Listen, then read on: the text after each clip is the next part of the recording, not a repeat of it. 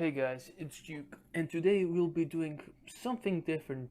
This time we'll be watching someone else play. Now I usually don't make these type of replays because uh, I like playing my own game, if you know what I mean. But since this match was exceptional, I just had to feature it on my channel. And the guest on the man who's playing this is called 4Q6WUT85, so it's an unpronounceable name, but we'll call him 277 from now on. uh, Anyways, we're on the Mannerheim line, and he's decided to go on the standard heavy line and pushes under. One of the most notable features about the 277 is that it's extremely fast and agile for a heavy tank. Now, I didn't watch this replay before, so I don't know anything in regard to what's going to happen. And he actually starts pretty roughly. He takes 750 from the E4, E3, and just to do 500 damage to the IS-7. So, not the best of trades, not gonna lie. Anyways, looking at the team, let me get this map a little bit bigger. Looking at the team setup, everybody, most of them are committed in the heavy line where he is, and then we have like 100 campers in the usual C7, C8 area, with some additional campers at B7. So by the looks of it, the teammates don't look to be the most sophisticated. Let's just put it at that. Anyways, our hero puts a really interesting shot in the IS-7 with like upper, and since yes he was firing heat, but the angle of the IS-7, the upper hull, was extremely steep. So honestly, it was kind of lucky that he penetrated. But anyways, he's doing 2,000 damage, and so far the trades seem to getting even. So my next guess is that he's probably gonna farm the 268 and the 60 TP, who are in really open positions, and since he's firing gold, he's gonna have no issue penetrating them. The roll so far seem pretty decent. 550, 480, 581. I mean, so far RNG is on his side. As soon as I say it, of course, the RT hits him for 400 because he has to rebalance the Russian steel. Anyways, we can see that the 277 with gold has no problems penetrating the 260 since it has 340 pen. So this is a really important thing what our hero is doing it is, and like you should take notes if you've tried and drowned before, as I have. He's doing a perfect maneuver on how not to go all down the how you call it, down the coast without drowning. This is really hard. I tried a couple of times, actually never succeeded without exposing myself and getting shot at. So I definitely took notes from it. So thank you for showing me this. Anyways, 3.5k damage. That a decent result already. I wouldn't be unhappy if I died, but of course I would always try to do more.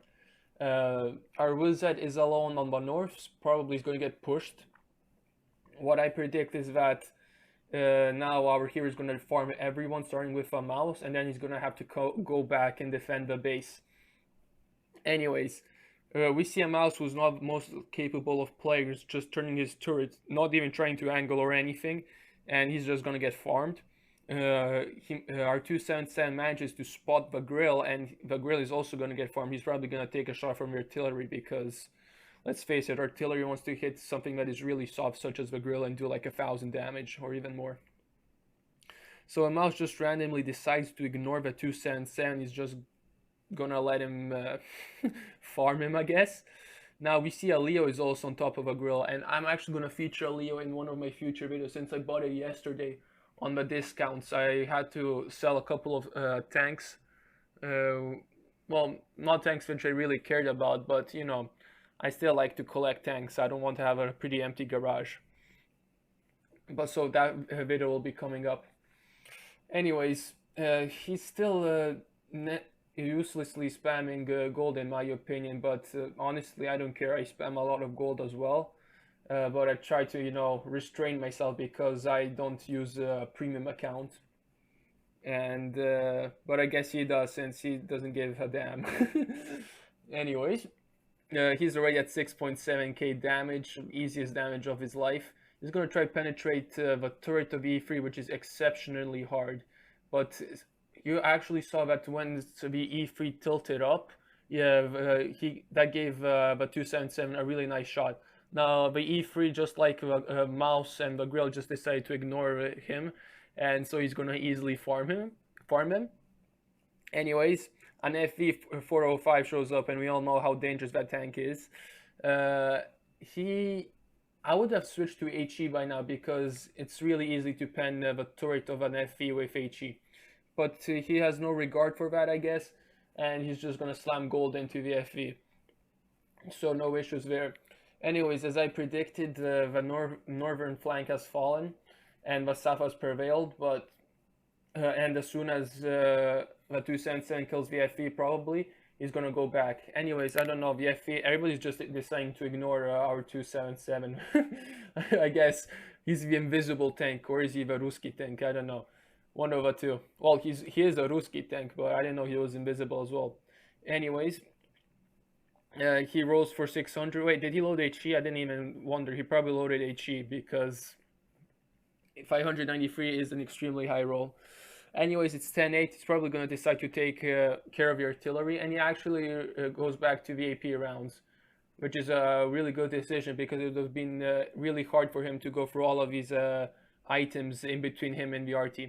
So anyways, with this shot, he secures the 4th kill of his match and is 20 HP away from 10k damage, which is exceptional.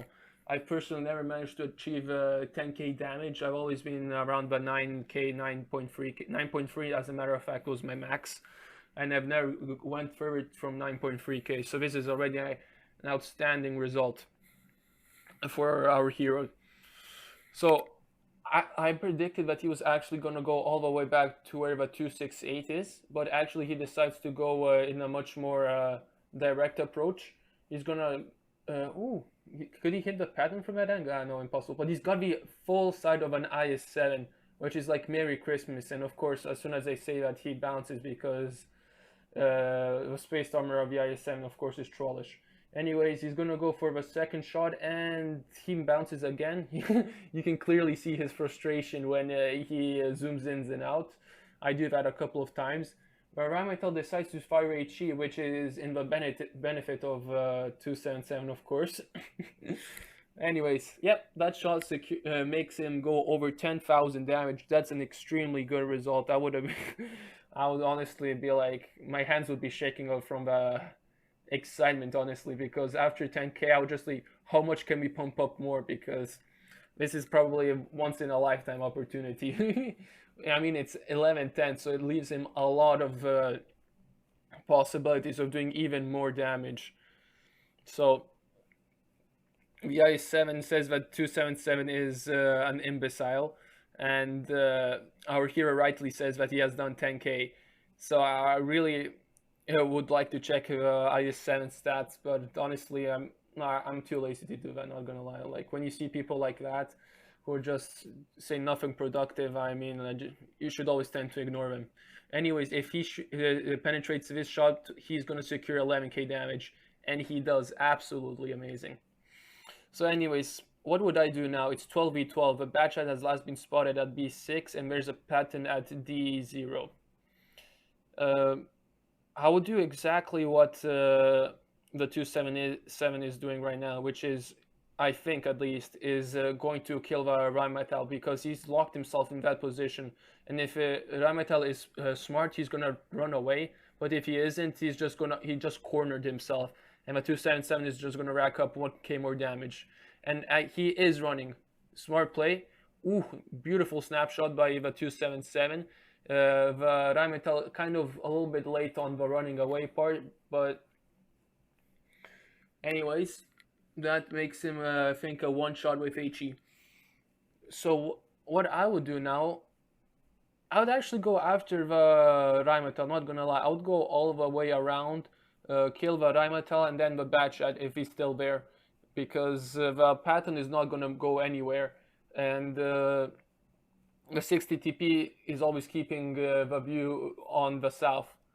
But the 60 TP is probably going to get shut down if he's not careful. I'm not sure what the 60 TP is deciding to do. He's trying to go into the cap, I presume, but that wouldn't really work out because the Rheinmetall would outspot him, and probably take him down. So the 60 TP actually decides to turn around and go with 277. So anyways, let's just go a little bit quicker on this. Wait, how do you go quick a bit? You go like that, right? Yep. So he's just, the 277 is just gonna go back. One starts cap, so I presume it's the batch that start the cap.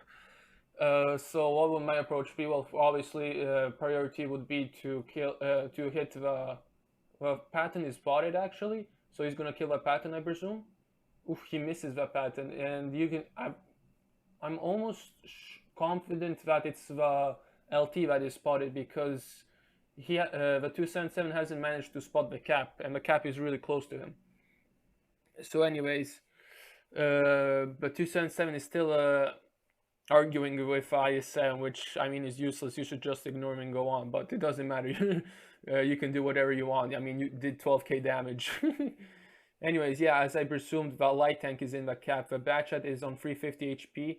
Let's see what he's gonna try. Oof, that was a really, I'm not gonna lie, that was like RNG favorite shot. I mean, he aimed well, but the chances of that hitting were quite small. But anyways, I mean, like, from a rough start, I mean, now it to absolute like fantastic result. I mean, 12.3 damage, 1.2 assist. I mean, like, I'd be willing to make the trade with E3 if it meant to do a lot of damage, this amount of damage. Not gonna lie. Anyways, he secured 7 kills as well, so this will make him the 8 kill. The Rheinmetall be 8 kill. I'm not sure if that is Radley Walters or Pools. I'm pretty sure it's Radley Walters, but correct me if I'm wrong.